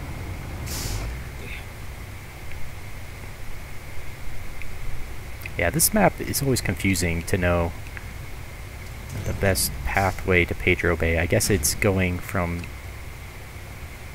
Mountain River through this entrance. Alright, well, I guess that's not too difficult. Yeah. Hey, if you're gonna recover, potentially, could you give me all your fuel? Yeah. Alright. I don't know what your next goal is. Because I'm gonna need a lot of fuel going to this next area. Actually, no, don't give me your fuel. What? I don't need it. I just realized I'm gonna pass a gas station in the next map. Oh, okay. And gas is free in this world, unless you're playing on hardcore.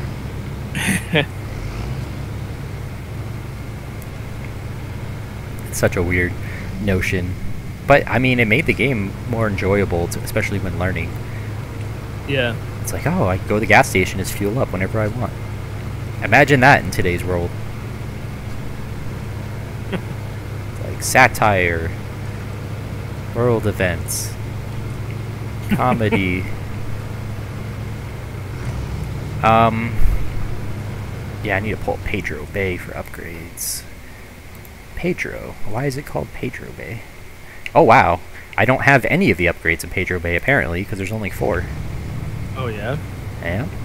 I'll have to get all 4. Collect all 4.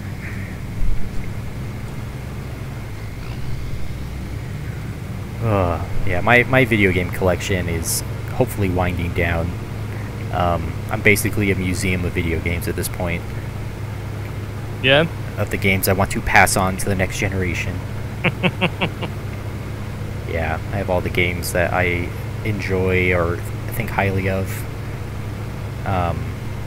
Except for a few ones that I have on a list, but it's really hard to get, like, non-counterfeit ones, and so if by some miracle I can find one that's verified for a reasonable price, I have a list for that. But other than that, like, every other game that I've gotten that's cheap, like buying the card games, Monster Rancher card games, it was like $10 a piece. Like, alright, I'll buy used games at that price. Yeah. I have the original Demon's Souls for PS3 I bought a couple years ago, because I was trying to play through all of the From Software games, and then they announced the remake, so I will probably end up selling my old copy to a collector, because honestly I have no attachment to it. I haven't even played it yet. I just bought it so I would have it ready before it became too scarce, and then now it's going to be extra scarce. But some games like that, I'm like, I could give it up to a more serious collector. I have more attachment to my games like Advance Wars. I have every game. All 4 of them in the explicitly named Advance Wars series. Plus some of the other Wars games that are in the same series, like Game Boy Wars. Game Boy Wars 3, man. It's a really good game. Probably one of the best games on Game Boy Color. Oh, yeah? And it's Japanese only, which is why no one in America knows about it. It came out 1 month before Advance Wars, which is kind of hilarious, because it had a different development team, and I guess it just got delayed or whatever. So they finished up Game Boy Wars the same time Advance Wars started. But yeah, it's just a very brutal war game. Where it's just like, oh, I'm gonna carpet bomb your city. Like, oh, okay. Oh. That's a different feature. It's like, yeah, it's like instead of taking over your factories, it's better just reduce them to rubble so you can't use them. Like, oh, that's an option. Yeah.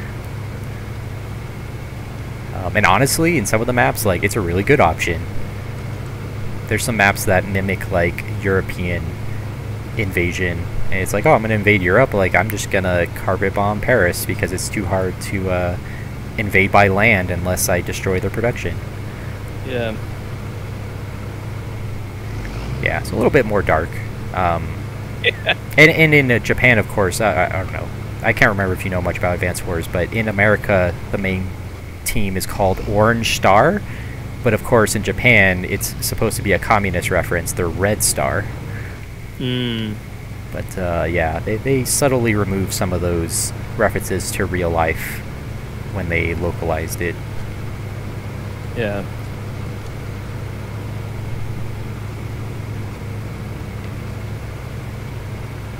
Yep. I've been playing. I've got Xbox Game Pass, so I've been playing a lot of games on that. Oh, nice. Anything you recommend? Oh, when you mentioned the guy in Elden Ring that's made out of a pot, Yeah. it reminded me. Have you ever heard of Death's Door? Yeah. I've heard some good things about that. Yeah, there's a guy in that game. It's kind of at times satirical, but there's a character in that whose head is a pot. His name is Pothead. Of course. But yeah, I wonder if it's supposed to be like some, because I know that there are characters in like Dark Souls 3 that have like helmets and stuff that look like Stuff. yeah. Yeah. Yeah, that's a big Dark Souls thing, yeah. Yeah, And you can get a pothead in Elden Ring. I saw a meme about it the other day on Reddit where someone was like, yeah. them dang potheads, and it showed like people with the pot helmet on. Yeah. So that was somewhat humorous. I talking to my wife yesterday on the phone, she was like, hey, I was telling her about Ghost of Tsushima because she'd never seen me play it, so I was describing it. She's like, is that your dog head game? And I'm like, what? What are you talking about? She's like, yeah, that game you were playing. And I'm like, dog head? And I'm like, thinking of like Dungeons and Dragons. Yeah. What do they call them? It's kobolds are dog-headed people, yeah. So kobolds and stuff, and I'm like, what? I'm like, what is she talking about? And then she's like, yeah. I'm like, oh. I'm like, the helmet, the dog helmet. And I realized I had shown her and was proud of in Elden Ring. My favorite early game enemy is a boss that is like a dog statue, and in a certain point in the game you can unlock a helmet of the dog statue, and it's my best helmet by far, and so I just wear it all the time. So my character has a stone dog head on his head, and so she's like, yeah, the dog head character. I'm like, oh yeah, that is a thing, because my character is wearing a dog head. Yeah. Oh, this is weird. So according to maprunner.info, there's only 4 upgrades in this area, and there's one. There's definitely one that I've already gotten though, which means the numbering is off somehow. It might be the bug. Yeah, there's only one upgrade that I haven't gotten yet, which means there's 3 that it says I have that, or says I don't have that I do have. So that's just the annoying bug. I saw someone else post about that recently, because I follow the Snowrunner subreddit, where they're just like, why does it say I still have an upgrade left in Michigan? I have them all. And someone was like, yeah, that's one of the most persistent bugs in the game, is it thinking, like for trucks and upgrades, it thinking you are missing one. And what's funny is I know how to fix that. Honestly, I might fix that in my game code while we're playing, I don't think it'll mess things up. But once I get done with this, at the very least, after we're done, I'll fix it. Because I spent all that time learning how the save files work for the Switch version, I realize it's just literally a text file that says like what things you've accomplished. Like that's what your save file is. It's just a massive text file. It's not even like tab delimited or anything. It's just a run-on like one line of continuous text. Oh. And all you have to do is do like a search and and then find the parameter you're changing, and then change it to be like, instead of 0, be 1 for whatever the name of the parameter for this upgrade is. And so, and it's somewhat organized. Sometimes it gets out of organization. I don't know exactly how their save file system works, where I feel like over the years they've tried to change it so that it'll organize all of the parameters that belong to one region together. But I swear sometimes it's just like whatever came most recently is at the bottom. It's like, oh, you found an upgrade in this place. Like, oh, you went to a different region and found an upgrade? Well, that's the next thing. It's the very last thing now. And so it can be quite tedious if you don't know the exact name to find the one you're looking for. But usually there's a what do you call it, a sane naming scheme where it's just really long names for their variable names. And so it'll be like Pedro _ Bay _ upgrade _ 17. It's like, okay, that's not too bad. So if I just find all the ones that have upgrade, Pedro Bay and upgrade, and then change them all to 1, then it'll stop bugging me. But yeah, so there's things I learned like that. Like I know how to. Well, this is something that's been known since the game came out, but you just find the money value in your save game and be like, give me $10 million, and it just does it. Oh yeah. So that's an easy one. But same with all the other stuff. It's like, oh, I want all upgrades unlocked. You should find every upgrade in the list. One of the problems is, I think there's like a template save file that has everything, and then the save file itself is only things that you've done, to keep the save file smaller if you've only played a little bit of time. Which is why it was failing on Switch, was it would get so big the read-write speeds couldn't keep up and it would corrupt. For Switch anyway. Because it was too slow at read-writing. But, so that might mean I have to look up a separate file and be like, hey, oh, cool. Did you do that? What'd you do? Oh, no, I didn't do that. I found a truck without trying. It's like, you found a scout. That's 100 experience points. And then it's like, you gained a level. And I'm like, what? But, all the messages were all mixed up. I'm like, why did I gain a level? I just drove into a trailer park. Like, what? But I forgot you get a small amount of XP for that. Anyway, yeah, so save files have issues. I might have to look something up, but it shouldn't be too hard to fix. It's just a pain that the game still has simple bugs like that. What does this go to? I found a trailer. If it'll let me find it. I'm like almost on top of it, and it's like, no, it doesn't exist, bro. I'm not discovering anything. Okay, apparently I've already found this, because I'm like driving onto it, and I'm not getting any discovery. So once I find this last upgrade, I'll take a look at my save file. Let's see, we've been playing for an hour and a half, okay, 45 minutes. So I might start wrapping up a little bit after that. Okay. After this last upgrade.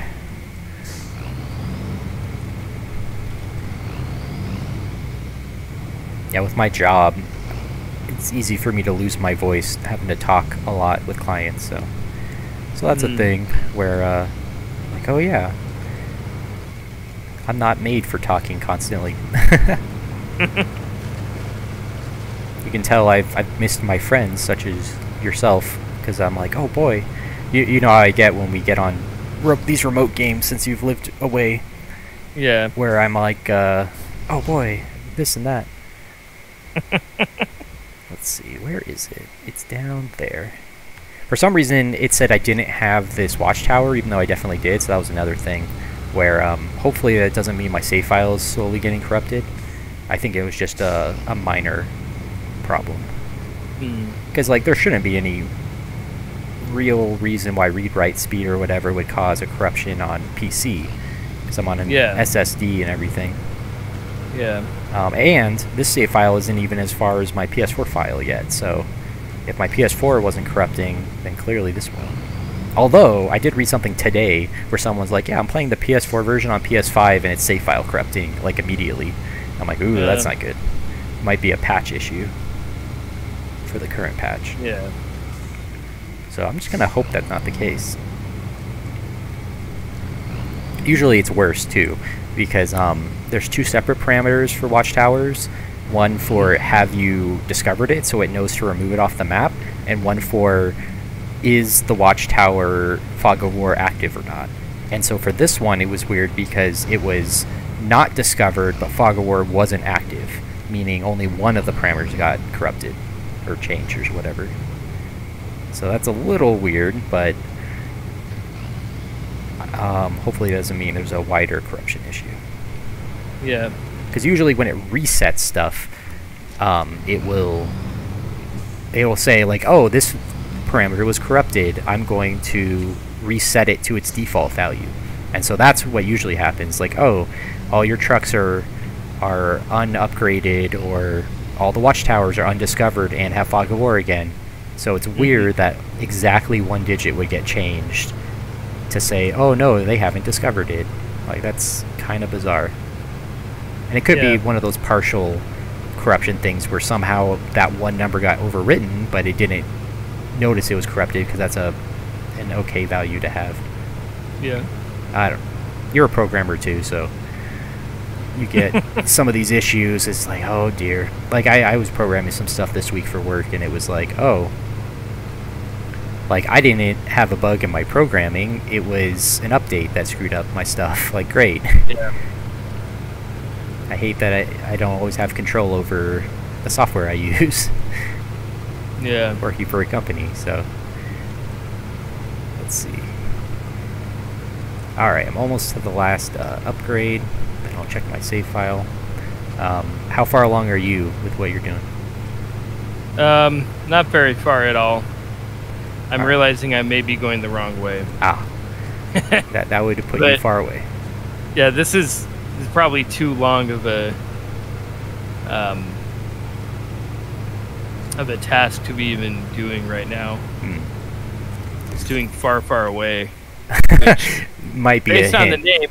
Yeah, based on the name, I should have not picked this one, but it's taking logs to Pedro Bay. Oh yeah, some of the log missions are real far. Yeah, that might take you a while. I might tag along with you for a minute to help you complete that part. But first, I'm gonna clean up all my trucks all over the map.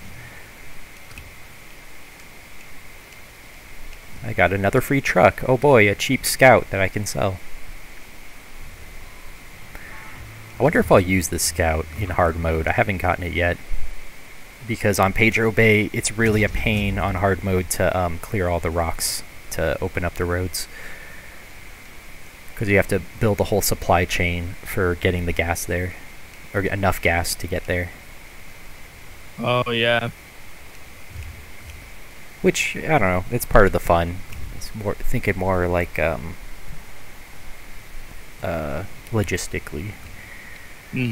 Alright, so let's see if I switch back.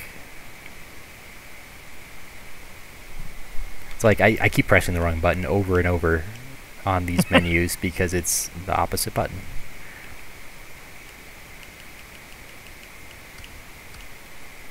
I'm like staring at my controller. Which button's X now?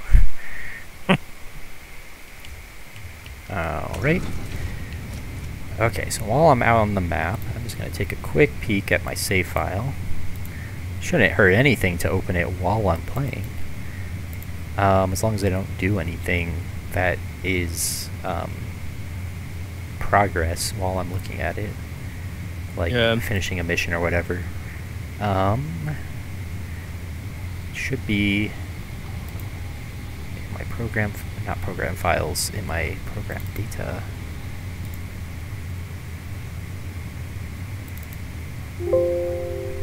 Ooh, nice Windows sound for everyone on the video to hear. The error sound. It's always fun. Oh yeah? Yeah. I forgot how loud I have my system sounds turned up. Alright, so let's see. We have Steam? No. What is the name of this game? Oh yeah, Saber Interactive. That's the publisher. Okay, well my local app data is empty. That's probably for Mudrunner then? Was Saber Interactive the old one? Yeah, I apparently have a lot of video games installed on this computer. Okay. Roaming. It's probably in roaming. Alright. Spin Tires Mudrunner from my recent install. That's fun. Snowrunner 2 Editor cache. That's fun. Because that's a separate executable file. I think they said they were going to make the editor even easier to use soon, so that'll be nice. Yeah, I'm not seeing it. I'm just going to have to Google this. Give up on my knowledge and say, where is Snowrunner save file?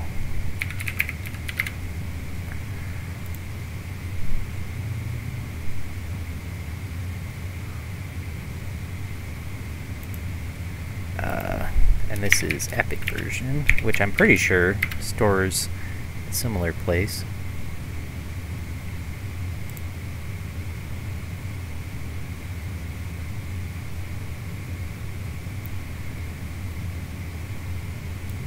Oh, it's in my documents. Well, that makes it easier.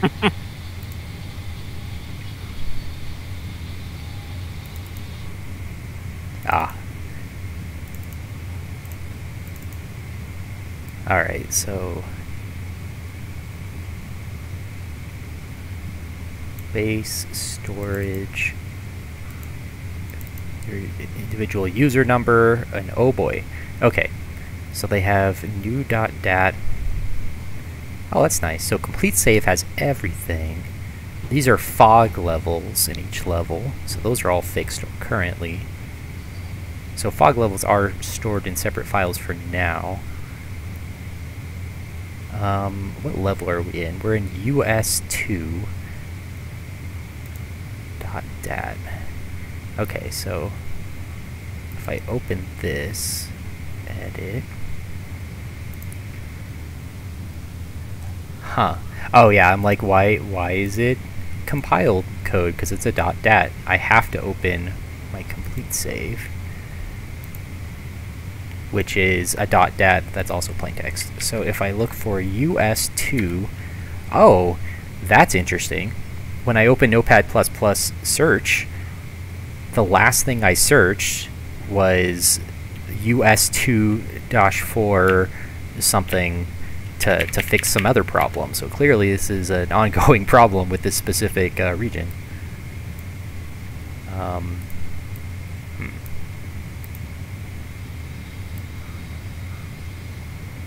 How's it going with that delivery?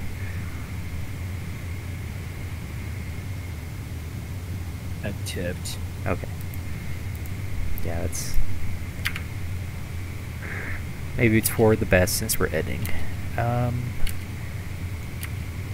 Why isn't this showing up? US_2. Oh, it's because my highlighting's broken. Ah. To fix my settings.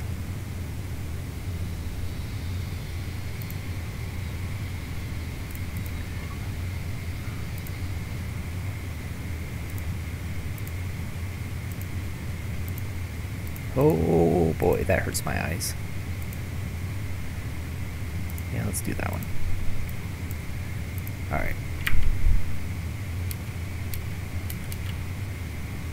There's so much text on the screen, and my highlighting is so light, I cannot tell. So I'm searching, it's like, yeah, bro, it's all over the screen. Like, I have it highlighted, and I'm like, what? Selected text, current line. Where's find? Find mark style. Foreground color red, background color yellow. Okay. I still don't see anything, bro. This computer. when I highlight a word, it turns green. Yeah, this is bad. Okay, well, let's do find US underscore 2. Ah, there it is. Okay, so US underscore 2, log station, town storage.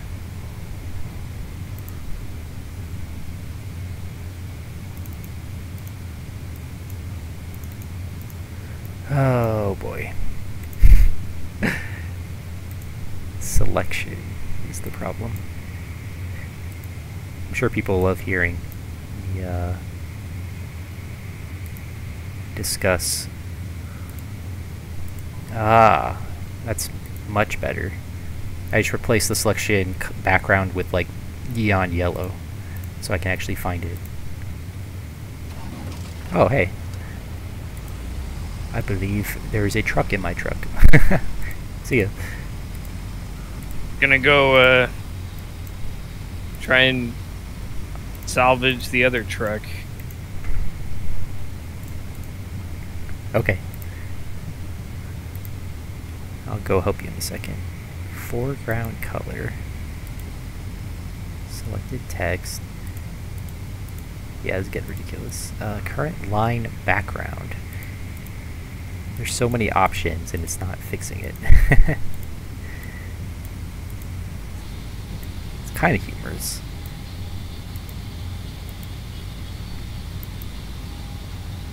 Global style.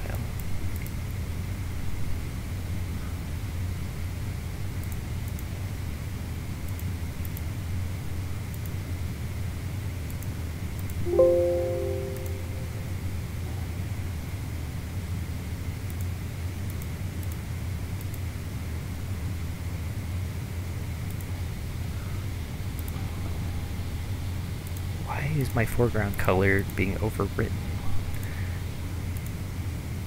I don't have...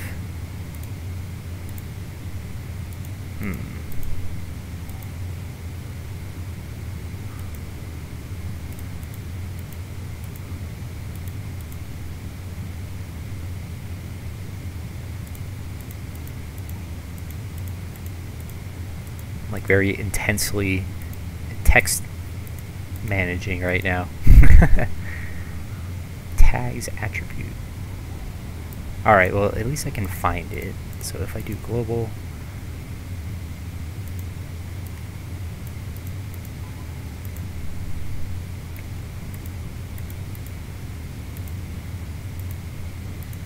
there we go.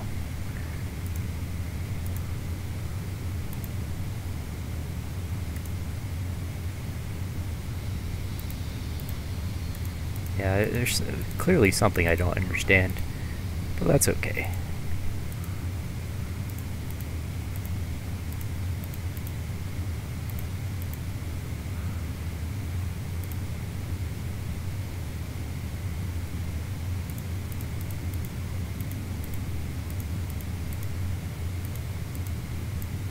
Alright, this is good enough.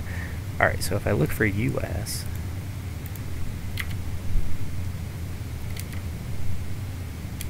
lots of stuff about logs that we've been doing. Barrel loading. Okay, these are all the missions. So if I pass all the missions, my save file definitely has a lot of this stuff. Concrete, service hub. So what I'm looking for is upgrades. I can't remember how those are saved. Service hub, lumber, factory.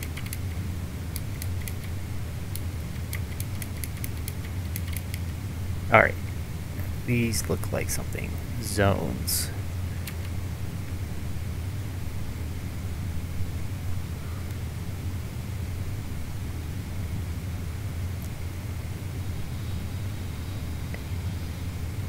Oh, that's interesting. US 01 dropped bug A is a variable in my save file.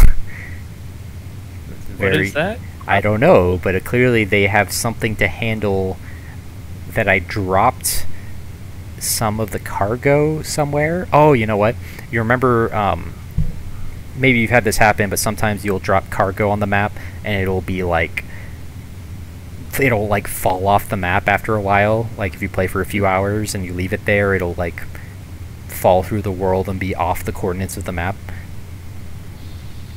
So I think that relates to that, but what's weird is that they just have a thing for it. I think the idea is that it still exists for some reason, but it's just out of bounds and invisible. So that's weird. Okay. Oh, I did not. Oh, man. I just flipped my other truck. Oh, oh, sorry to hear that. This is an odd thing. There's a fail reason for the current map we're on for logs. It has a spent time, 51,000 seconds, is finished false. That's so weird. Oh, you know what? It says fail state is false. Okay, so the mission you're working on, it has a record of how long you spent on it. Does that make you feel good? How long you've been tracking it or something. That's really weird. I don't know why that's necessary for anything, but okay. Like, there's none of these missions that aren't timed. Like, there's no achievements related to that or anything. There are so many things. Okay, is a mill. There's a mill mission. Truck IDs. Okay, now it's going through my trucks that are stored here. Big Logs 1 is the name of a mission. Alright, well, there's so much going on here. Pipeline. Wooden Carcass 13. What is Wooden Carcass? Well, why are there so many of them? Discovered object, Wooden Carcass. You know what? That might actually be